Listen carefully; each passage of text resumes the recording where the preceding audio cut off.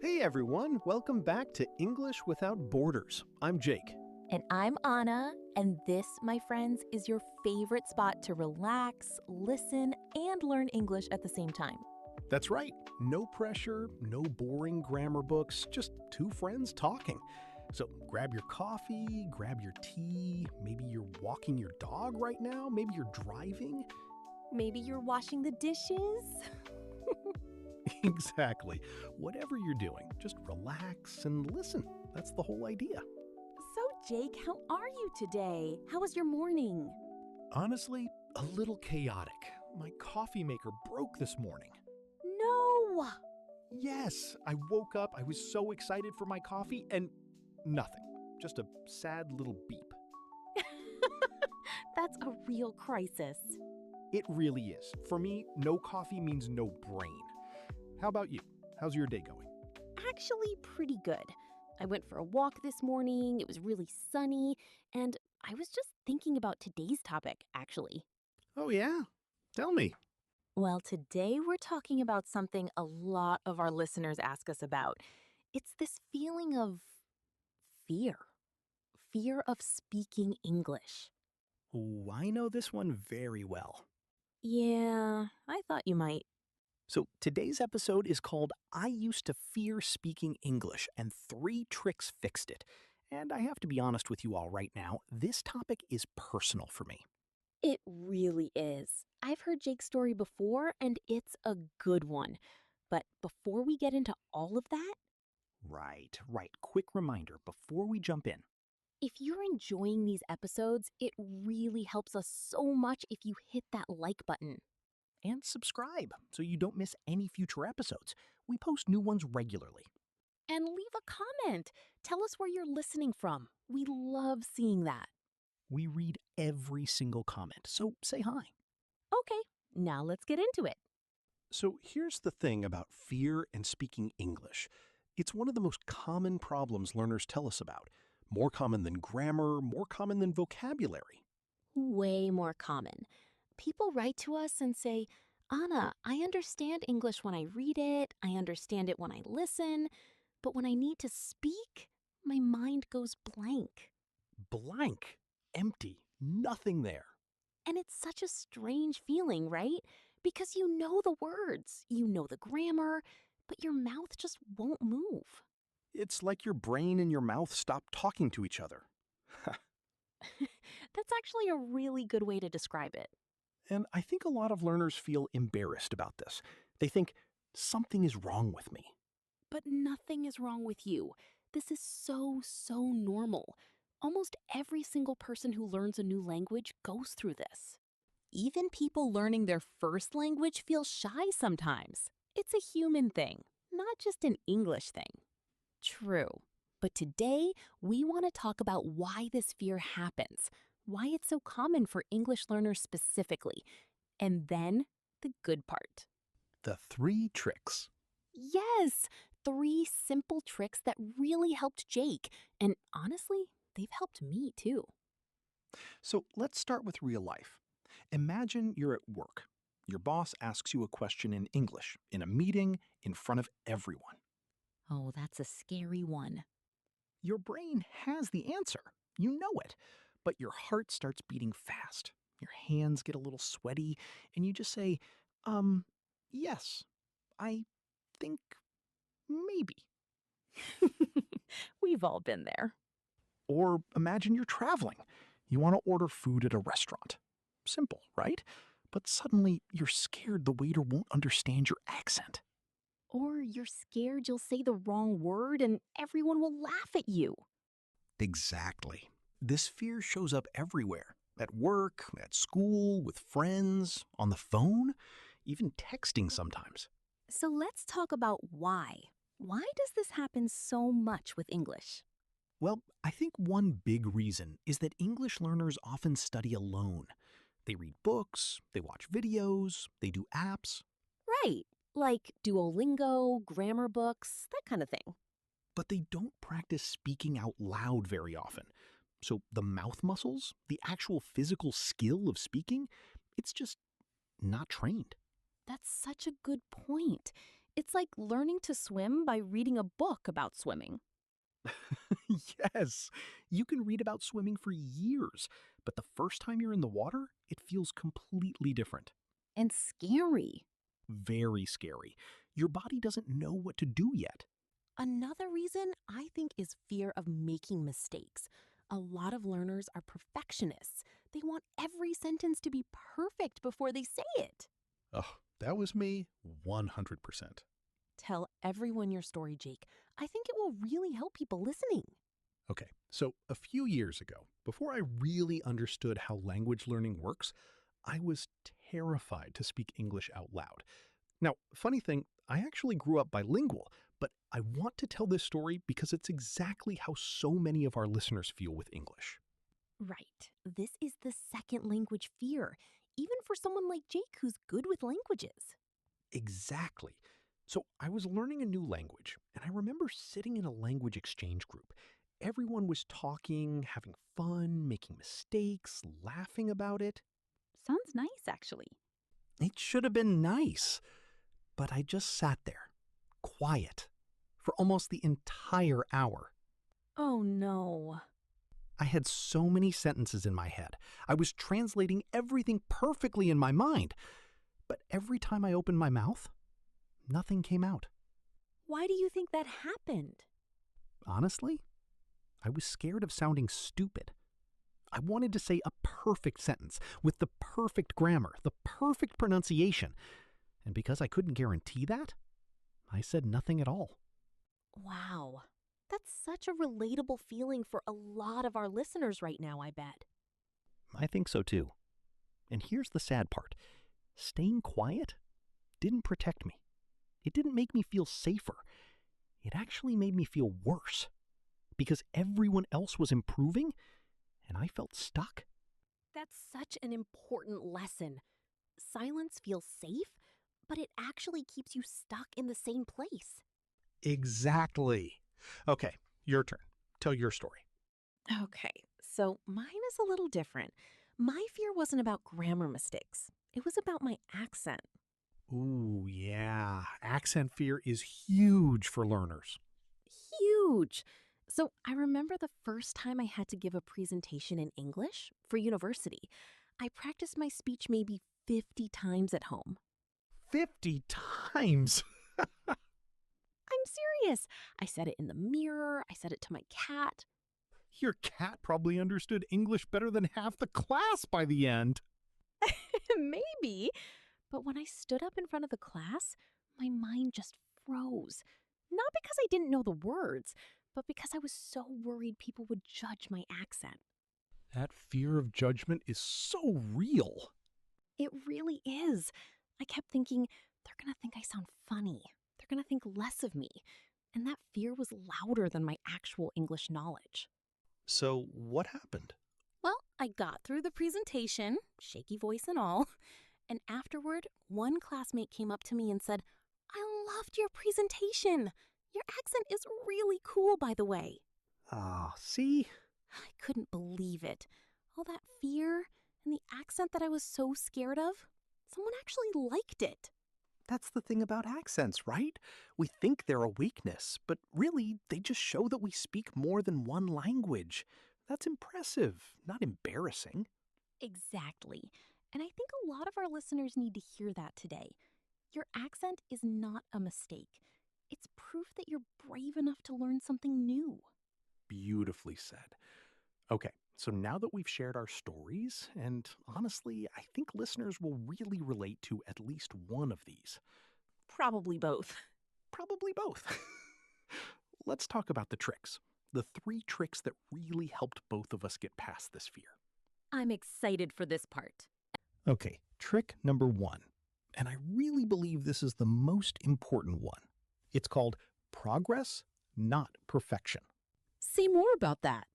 So basically, instead of trying to speak perfectly, you give yourself permission to speak imperfectly, on purpose. On purpose? Yes. For example, every day I gave myself a challenge. I had to say at least 5 sentences out loud, even if I knew they had mistakes. Even if you knew they were wrong? Even then, because the goal wasn't to be correct, the goal was to build the habit of speaking without stopping myself. That's such a shift in mindset. It really is. Think about it like this. Imagine a child learning to walk. Does a baby wait until they can walk perfectly before they take their first step? No, of course not. They fall down like 100 times. Exactly. And nobody says, wow, that baby's walking is terrible. We just say, look, they're walking. That's such a sweet comparison, but so true. Speaking English is the same. You have to fall down a little, say the wrong word sometimes, mix up your grammar, and that's okay. That's actually part of learning. I love that. So, for our listeners right now, here's a simple phrase you can use in real life. If you make a mistake speaking, you can just say, "Sorry, let me try that again." Nice and simple. That's such a useful phrase. Very natural, very common, and it shows confidence, not weakness. Exactly. Native speakers say that all the time, too, by the way. Mistakes are normal for everyone, not just learners. True. Okay, trick number 2. This one is mine, actually, because I discovered it in my own journey.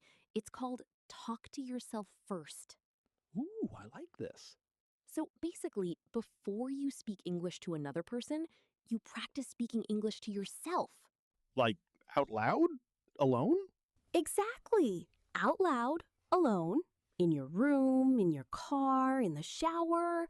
In the shower. Okay, tell me how this works. So, for example, let's say you're going to the grocery store later. Before you go, you say out loud, in English, "Okay, I need to buy milk, eggs, and bread. I hope the line isn't too long today." Just narrating your life. Basically, yes. It sounds silly, but it's so powerful because it trains your mouth and your brain to work together in a low pressure environment. No pressure at all, because you're alone. Exactly. Nobody's watching you, nobody's judging you. You can make all the mistakes you want. So it's like a practice run before the real game. I love that comparison. Yes, exactly like that. And here's a bonus tip. You can even practice conversations you're nervous about. Give an example. Sure, let's say you have a job interview coming up in English. Before the interview, you can talk to yourself and practice answering questions. Tell me about yourself. And you just answer, out loud, alone, several times. That's such smart preparation. By the time the real interview happens, your mouth has already practiced those words. It's not the first time anymore. That makes so much sense. Okay, I have to be honest. I do this too now, even for simple things, like ordering coffee. Really? Yeah. Before I go to a new coffee shop, sometimes I quietly say, "Can I get a medium latte, please?" Just to warm up my mouth. See, it works for everyone, even confident speakers. It really does. Okay, let's move to trick number 3. This one is a favorite of ours. It's called Shrink the Moment. I love this name. So here's the idea. A lot of fear comes from thinking too big.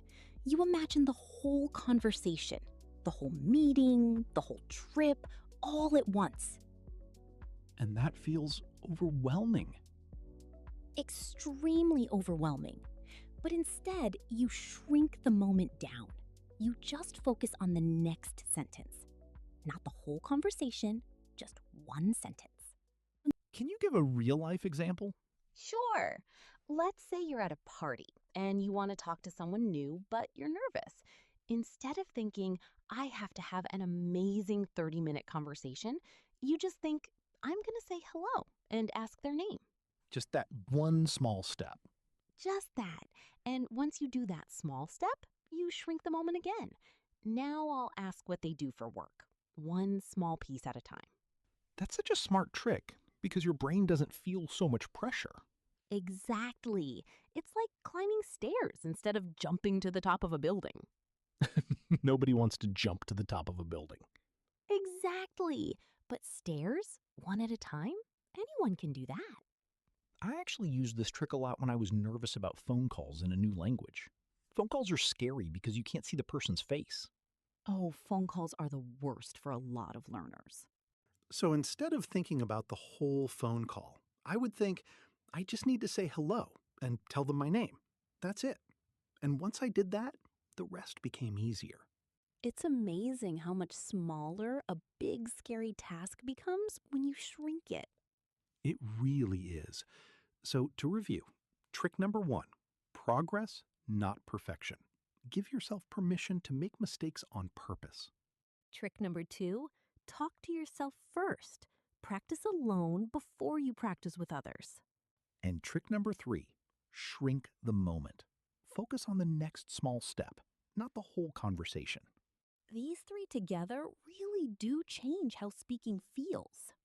They completely changed things for me. I went from someone who stayed silent in a room full of people to someone who actually enjoys speaking, even with mistakes. And that's honestly the goal, right? Not perfect English, confident English. Exactly. Okay, before we move on, let's talk about a few more real-life situations where these tricks can help, because I think it makes everything more clear. Good idea. Let's start with work. Okay, imagine you're in a meeting and your manager asks for your opinion. Your heart starts racing.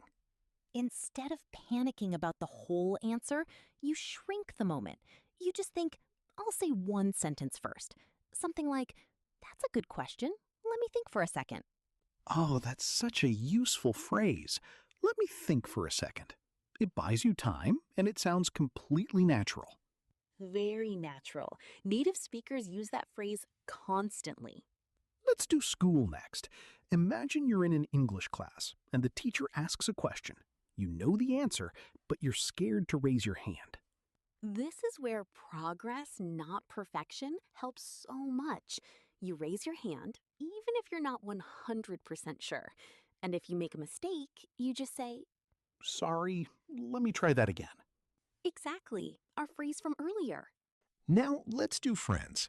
Imagine you're hanging out with English-speaking friends, and everyone is talking fast. You feel left out because you're scared to jump in. This is a great time to talk to yourself first, actually, before you meet them. If you know you're seeing friends later, practice a few topics you might talk about. Weekend plans, a show you're watching, something simple. So you're prepared before you even arrive. Exactly. It's like a warm-up before a workout. I love that comparison. Now let's do traveling, because this is such a common fear. Oh, traveling fear is huge. Ordering food, asking for directions, checking into a hotel. So imagine you land in a new country, and you need to ask, "Excuse me, where is the bathroom?" Simple sentence, right? But when you're nervous, even simple sentences feel hard. Exactly. So you shrink the moment. You don't think about the whole trip, the whole day, all your interactions. You just think about this one sentence right now. And after you say it once, it gets easier. Each time you speak, your fear gets a little smaller. That's such an important point. Fear doesn't disappear all at once. It shrinks a little every single time you speak. Yes, like a muscle. The more you use it, the stronger and less scary it becomes. Okay, I think it's time for our vocabulary review. We used some really useful words and phrases today, so let's go over them together. I love this part. Okay, first word, overwhelming.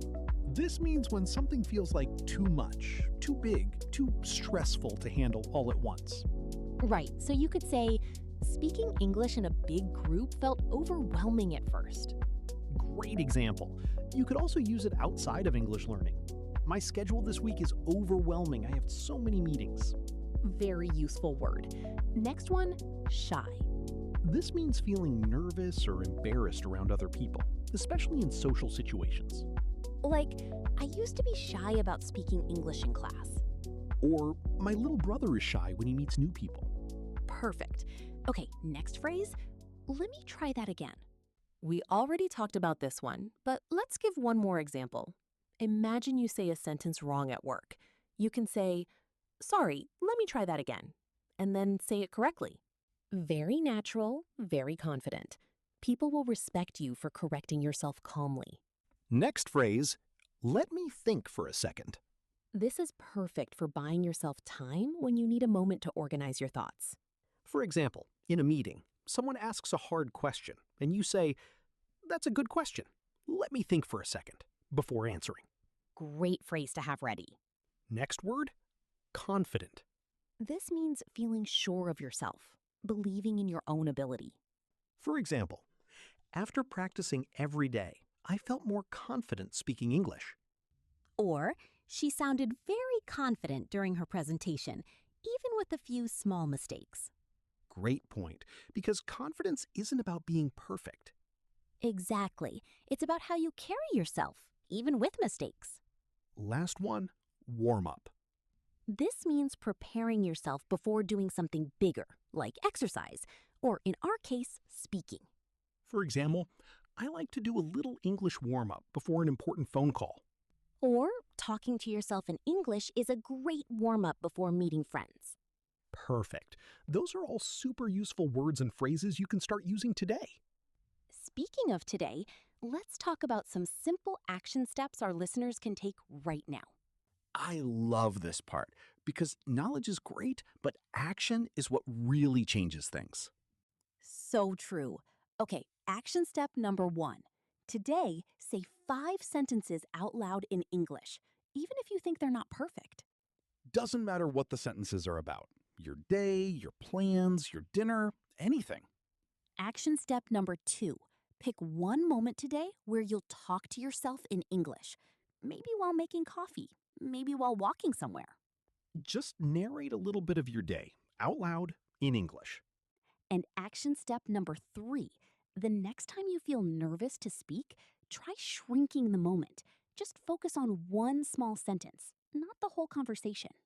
These are so simple, but they really do add up over time. They really do. Small, consistent actions build real confidence. Okay, let's do a quick recap before we wrap up today's episode. Sounds good.